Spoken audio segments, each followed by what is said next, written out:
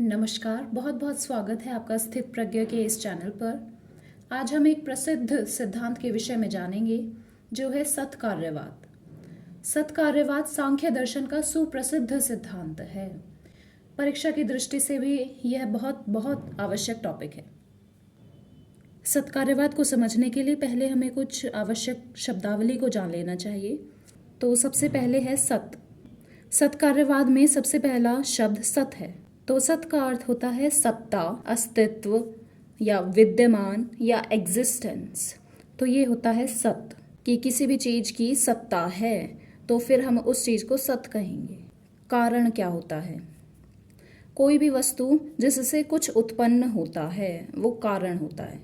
और कारण जो होता है ना, वो सापेक्ष होता है, यानी किसी की अपेक्षा से ही किसी वस्तु को कारण कहा जाता है। जैसे कि मिट्टी को घड़े की अपेक्षा ही कारण कहा जाता है, क्योंकि मिट्टी से घड़ा उत्पन्न होता है।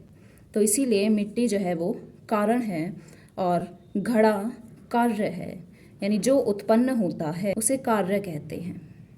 कार्य भी सापेक्ष शब्द है। किसी की अपेक्षा से ही किसी वस्तु को कार्य कहा जाता है।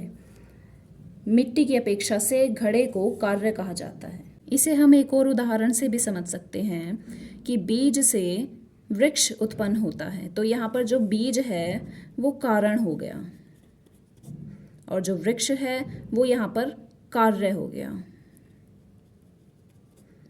अब वृक्ष की लकड़ियों से हमने कोई फर्नीचर बनवाया, जैसे कि चौकी बनवाई, तो यहाँ पर अब ये वृक्ष जो है वो कारण हो गया और जो ये चौकी है वो कार्य हो गई। तो एक ही वृक्ष बीज की अपेक्षा से कार्य है और चौकी की अपेक्षा से कारण है। तो इस तरीके से ये सापेक्ष होते हैं। अब ऐसे ही एक शब्द है उपादान। उपादान का मतलब कारण ही है। हम इसे इस तरीके से भी परिभाषित कर सकते हैं कि किसी वस्तु के बनने में जो मूल सामग्री होती है उसे उपादान कहते हैं। जैसे कि चीनी को बनाने के लिए गन्ना जो है वो मूल सामग्री है, तो इसीलिए गन्ना उपादान कारण है। अब जब हम सत्कार्यवाद पढ़ेंगे तो हमें अच्छे से वो समझ में आ जाएगा। सत्कार्यवाद का अर्थ है कि कार्य दृष्टिगोचर होने से पूर्व भी अपने कारण में विद्यमान है, यानी कार्य की सत्ता है दृष्टिगोचर होने से पहले भी। सत्कार्यवाद को सिद्ध करने के लिए सांख्य कारिका में एक कारिका दी गई है जिसमें 5 हेतु दिए गए हैं जिनसे सत्कार्यवाद सिद्ध होता है। असदकरणात्, उपादान ग्रहणात्, सर्वसंभवाभावात्, शक्तस्य शक्यकरणात्, कारणभावाच्च सत्कार्यम्। इसे एक एक करके हम पढ़ेंगे। असदकरणात् का विच्छेद हम जब करेंगे तो वो बनेगा असत अकरणात् और सत्कार्यम्। असत अकरणात्, असत अविद्यमान की अकरणात् उत्पत्ति न हो सकने से सत्कार्यम्, कार्य सत है। अर्थात जो अविद्यमान है, जिसका एग्जिस्टेंस नहीं है, उसकी उत्पत्ति भी नहीं हो सकती। इसीलिए हमें मानना होगा कि कार्य सत है। क्योंकि अगर अविद्यमान की उत्पत्ति हो सकती तो फिर किसी भी वस्तु से कुछ भी उत्पन्न कर लिया जाता। तिलों में से दही उत्पन्न कर ली जाती और दुग्ध में से तेल। पर ऐसा नहीं होता, क्योंकि जब तेल दुग्ध में पहले से विद्यमान ही नहीं है तो दुग्ध से तेल की उत्पत्ति हो ही नहीं सकती। इसीलिए हमें ये मानना होगा कि अविद्यमान या असत की उत्पत्ति न हो सकने से कार्य सत है। दूसरा हेतु उपादान ग्रहणात्। ये एक अच्छा सा हेतु है। इसे समझने से सत्कार्यवाद बहुत अच्छे से समझ आ जाता है कि किसी विशिष्ट कार्य की उत्पत्ति के लिए उससे संबद्ध विशिष्ट उपादान का ग्रहण करने से कार्य सत है। आपको कोई एक पर्टिकुलर कार्य की उत्पत्ति करनी है तो आप उसके लिए एक पर्टिकुलर उपादान का ग्रहण करते हैं। कि जैसे कि आपको दही की उत्पत्ति करनी है तो आप दुग्ध को ही क्यों ले रहे हैं? आप तेल में से भी तो दही निकाल सकते थे, पर नहीं, ऐसा नहीं है। आपने दुग्ध को ही लिया क्योंकि आप भी ये मानते हैं कि दही दुग्ध में पहले से ही विद्यमान है, इसीलिए दुग्ध में से दही निकलेगी। इससे यह सिद्ध होता है कि कार्य सत है। तो उपादान ग्रहणात् सत्कार्यम्। तीसरा हेतु है सर्वसंभव अभावात्। सर्वसंभवाभावात् सत्कार्यम्।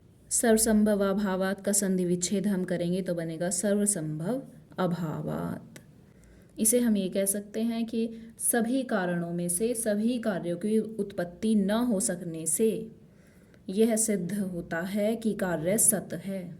या हम इस तरीके से भी कह सकते हैं कि चाहे किसी भी कारण से, चाहे किसी भी कार्य की उत्पत्ति न हो सकने से कार्य सत है। अगर कार्य पहले से ही अपने कारण में विद्यमान ना होता तो फिर ऐसा हुआ करता ना कि किसी भी कारण से कोई भी कार्य उत्पन्न हो जाता, पर ऐसा तो नहीं होता।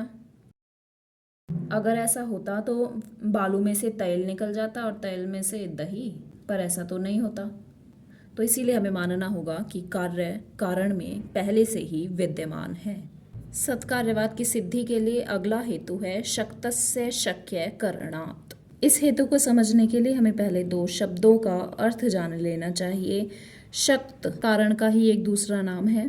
परिभाषित इसे हम इस तरीके से कर सकते हैं कि किसी कार्य को उत्पन्न करने की शक्ति रखने वाला कारण शक्त कहलाता है।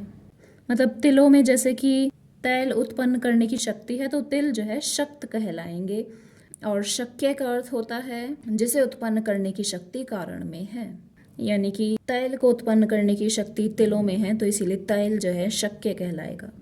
तो शक्तस्य शक्य करणात् का अर्थ है कि शक्त के केवल शक्य को ही उत्पन्न करने से कार्य सत है।